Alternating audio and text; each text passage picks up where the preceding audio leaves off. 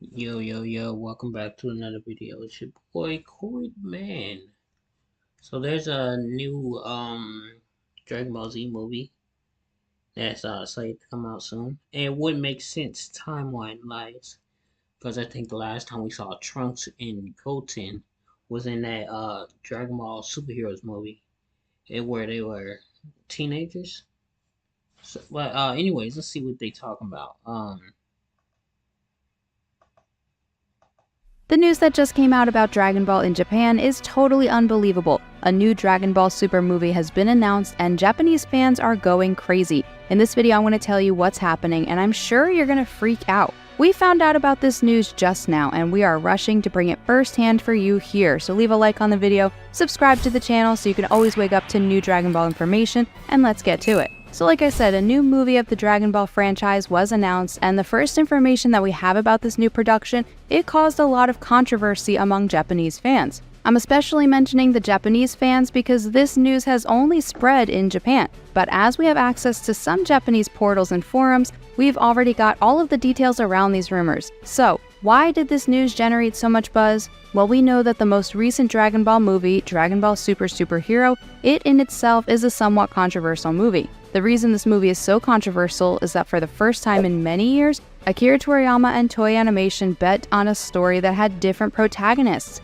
The protagonists of this movie were Gohan, Piccolo, and Pan, instead of the classic Goku and Vegeta combo. In the end, the movie ended up being a huge success and it grossed more at the box office than any other movie in the history of the franchise. But even though the movie was a success, it is a fact that many fans still turned up their noses, and we cannot deny the fact that not everybody who watched it liked it. A lot of people thought the script was too shallow, that it left a lot to be desired, that Gohan and Piccolo weren't really good as protagonists, and that the movie's transformations were poorly explained and demonstrated, that the villains were too generic and other things like that. But what I want to say is that the movie was a watershed. A lot of people liked it and a lot of people didn't. And to worsen the repulsion that some people had for Dragon Ball Super Superhero, the producers added even more fuel to the fire by deciding to adapt this movie into the manga and making fans wait so many months for a new story to be told. And finally, we got chapter 101 being told here, and it starts out right after the superhero movie with Carmine,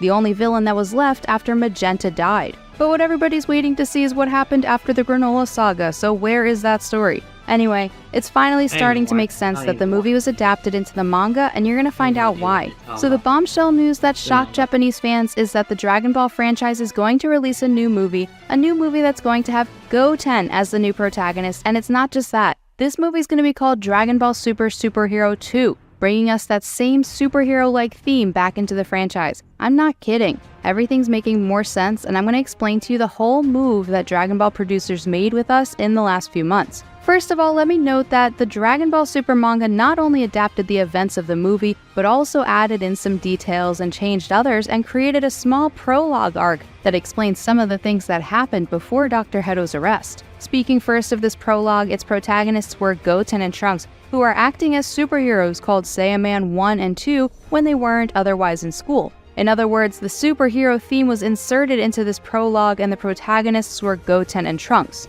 And in fact, the movie stars Gohan and Piccolo, who were the protagonists, did not even appear in the prologue. So after this little small arc, their second step was to adapt the movie, which was a little bit of a curious thing, since they haven't adapted a movie since the first arc of the manga. The first arc of the DBS manga adapted the movie Battle of the Gods, but there's two differences from one adaptation to the other. First, it was necessary to adapt Battle of Gods because that's how the story of Dragon Ball Super started, so it'd be strange for the manga to start without telling how Beerus got there. Second, the adaptation of Battle of the Gods in the manga went much more quickly than the adaptation of Superhero. Another very important thing is that in addition to adapting the movie, they made several small changes, and among these changes, one of the main things was the greater participation of secondary characters. And among all these characters, Goten and Trunks were certainly the ones who stood out the most, including fighting as Oh, sorry.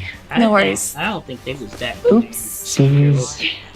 Superheroes against Cell Max himself, something that did not happen in the movie. So putting the pieces together, we start to realize there's a lot of curious events happening. First, they decide to create a prologue for the movie's story that has completely different protagonists. Secondly, they fully adapt the movie, which hasn't happened since the beginning of the manga. And third, in this adaptation, they made a point of changing some things and giving more prominence to Goten and Trunks. Now that we've observed all of this, finally the news that just came out starts to make sense. What happened was the following. At first, the movie Dragon Ball Super Superhero was being treated as a smaller project. It was an idea that Akira Toriyama had, and Toei Animation decided to produce it. Proof of Toriyama's lack of pretension for this movie is that he himself said after the phenomenon that was the Broly movie, he wanted to do a project that wasn't so megalomaniac with the intention of saving the animators. They put in a lot of effort to deliver that visual spectacle that was the Broly movie. At the same time, Toei was interested in testing how the public would receive a movie made with 3D animation, since as we know, this type of animation is much cheaper than traditional animation.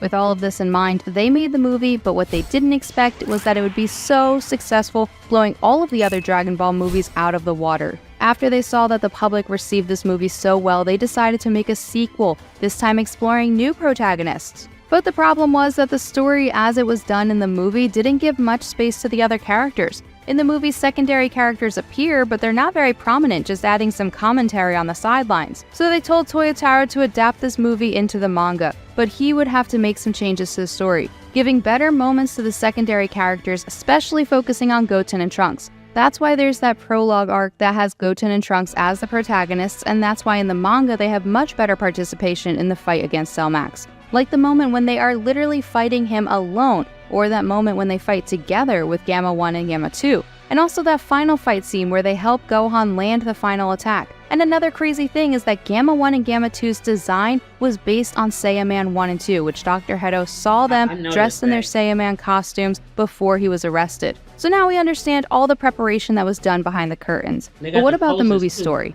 Well, exactly what this story is going to entail, this is still a little hazy. However, the people who released this news have some interesting information, and based on this information, they have created some very intriguing speculations. One very relevant thing is that Cell Max is the villain of this movie, and the informants say this because they had access to several concepts of a new version of Cell Max. This new version would be something more or less close to the Cell that we saw in DBZ, not that crazy mindless monster from the movie. How exactly this new version will be created, we don't know, but a very interesting speculation they made is that Carmine would be one of the main people responsible, since he was Magenta's right-hand man and certainly had access to many Red Ribbon secret stuff. And as far as I remember in the movie, it's not exactly clear what happened to Carmine, but in the manga it made a point of showing him running away with some of the soldiers. Then we get to chapter 101, which was just released, and as soon as Carmine is leaving Magenta's funeral, he is already thinking about how he's going to get his revenge. He even tried to get Goten and Trunks in on it for them to go to Gohan's house and beat him up,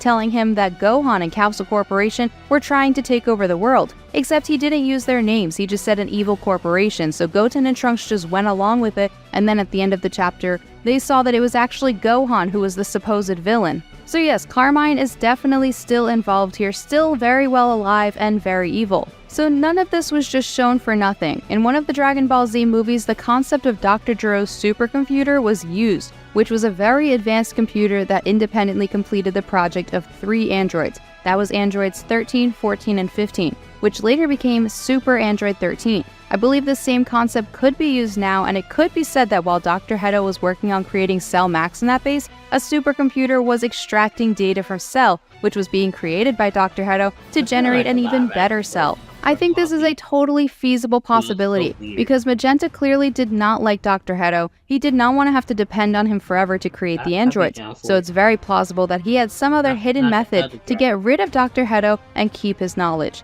This supercomputer thing could be a really good idea. Another point we have to highlight is that even though Red Ribbon's secret base was destroyed, the company called Red Pharmaceuticals still exists and still has a lot of money and resources, so Carmine still has that advantage. Either way, a new Cell would emerge, and like every enemy on Earth, he would be defeated by someone. But this time, the stars would not be Gohan and Piccolo, instead Goten and Trunks, who, as the new superheroes, will face this villain. Of course, it's a little difficult to think of a story where they're going to be the heroes, since of course Gohan and Piccolo are much more powerful than them. So the most obvious thing would be for Gohan and Piccolo to step in and deal with the problem. But when they want to make I have to finish this paper. I'm swamped. No one told me college would be so damn. Just get Grammarly. It's free. Can it help with what? make the character shine, they find some kind of justification, And that is the least of their problems. They made Gohan and Piccolo have to do all the saving in the superhero movie because Goku and Vegeta were over on Beerus' planet training. And since they were in the middle of a sparring match, they weren't able to feel the ki of Gohan, or they just didn't notice it. Another point is that Goten and Trunks' evolution potential is ridiculously large, even much greater than Gohan's. So if in the last movie Akira managed to think of a convenient way to give Gohan and Piccolo a huge evolution, he can perfectly do this with Goten and Trunks since their potential is even greater. And it's about time they get something new. In the prologue of the superhero arc, Trunks clearly played the main role, while Goten was kind of a co-protagonist. But this movie would be the exact opposite. This time Trunks would be the co-protagonist, the sidekick, and Goten would be the main character. And finally, knowing Dragon Ball, we can conclude that in the end, Goten and Trunks will achieve a new transformation and defeat Cell Max 2.0, either separately or fused together. Regarding the transformations they're gonna have, we have a lot of options, ranging from the common Super Saiyans to the Divine Super Saiyans, or also an exclusive transformation in the case of Gohan Beast. It's no surprise to anyone that since the Majin Buu saga, Akira Toriyama has wanted to give a prominent role to Goten and Trunks, since in that saga for some time, they were tipped to be the greatest heroes who would defeat Majin Buu. In Dragon Ball Super, they for some reason were almost completely discarded from the story for a long time, but now it seems like they are getting that recognition, and the potential of these characters is finally putting them back into stardom. Goten and Trunks certainly have great potential to star in a Dragon Ball story, both due to their ability to gain power and their charisma. I definitely would not object to a movie telling about an adventure between these two. Recently, we've had some controversies involving them because older fans complain they're too mischaracterized in relation to the Z phase, especially Trunks, who was a more mischievous and smart boy, but in DBS he became more of a silly teenager. I agree that Trunks is a little bit dense, but the character is still really good and brave. I really think that he would be a hit with the public, especially the younger audience.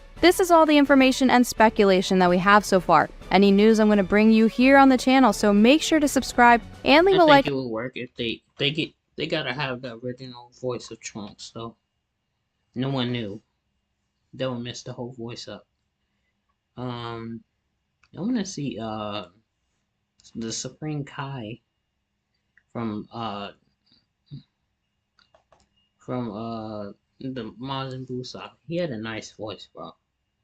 I just thought so. Like, I just want to hear his voice one more time in like a movie or a show or something. They just let him go.